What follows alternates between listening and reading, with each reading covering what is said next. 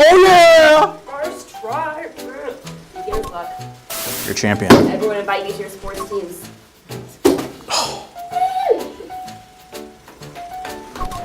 Winner. Hi everyone. Hey buddies. How are you? It's a little early, we know, but it's Friday and there's not a whole lot going on. So we decided to come to you a little early. We got some meetings later. So if you're tuning in at 3 o'clock to watch this recorded, sorry about that. Hey Steven, how are you?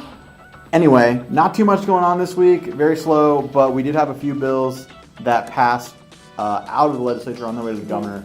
We'll recap those for you and let you know what's happening with the budget, which is also a little bit up in the air. Anyway. Pretty brief. So we have 2670, which was Special Education Gifted Study Committee. That was a strike everything amendment. Kind of came late in the game, but just makes a study committee to study basically how woefully underfunded special education is. So, you know, the first step in getting more funding is figuring out exactly where the gaps is. So we are excited about that one. Senate Bill 1026, School Pupils Emergency Medication Administration. Important. Very important. He says facetiously. That was signed by the governor. That codifies into what current practice is, which is if you are having an emergency medical episode like an asthma attack or you're allergic to bees and get stung by one, a teacher is allowed to administer medication without a parent's consent. I shouldn't be too facetious. It's very important to the lawyers. For the rest of us, yes. Not really that big of a deal. Yes, so this is what teachers have already been doing, but this just puts it into the statute to make it super clear.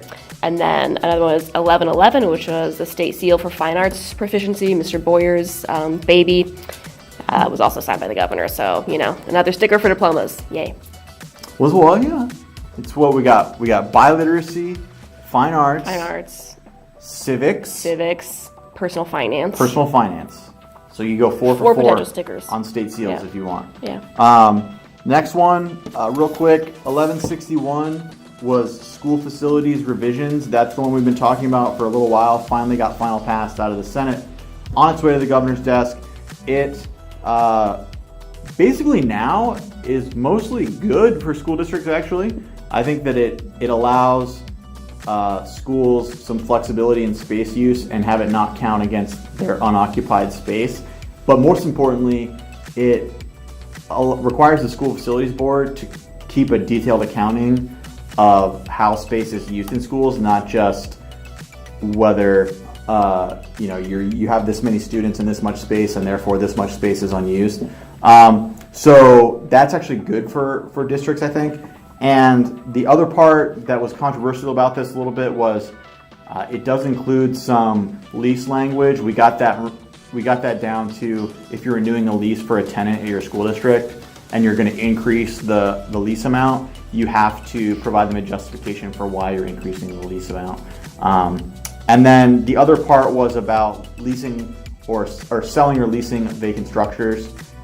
That is in this bill, but it was also in a bill that was signed into law last year, so it's not new. So people who saw that and got a little bit freaked out about it, how we were saying that was okay. We don't think it's okay, but it's already law, so we couldn't really fight it in this bill again because they're restating some of the stuff that's in there. So that's that one.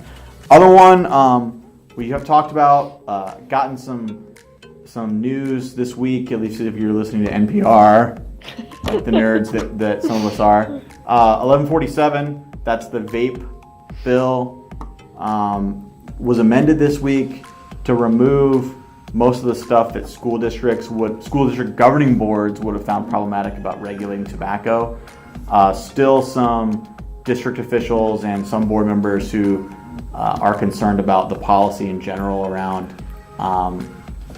defining tobacco in a certain way and disallowing cities from regulating it more strictly than the state would.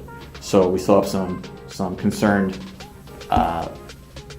people out there. That's why we remain opposed to it at this time.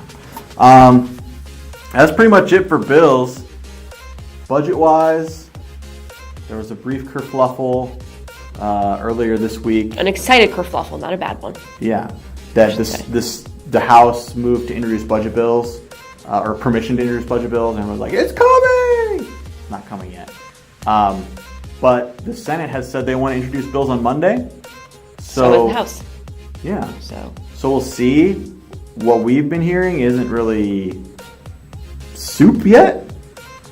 So we'll see what happens between now and Monday, but not a whole lot of specifics. But we're hopeful. We're stocking up on snacks this weekend just in case. yeah, we'll have plenty of trail mix We will. on hand on Monday. So we'll see. And Or Sour Patch Kids if that's your thing. yeah, which is mine. So yeah.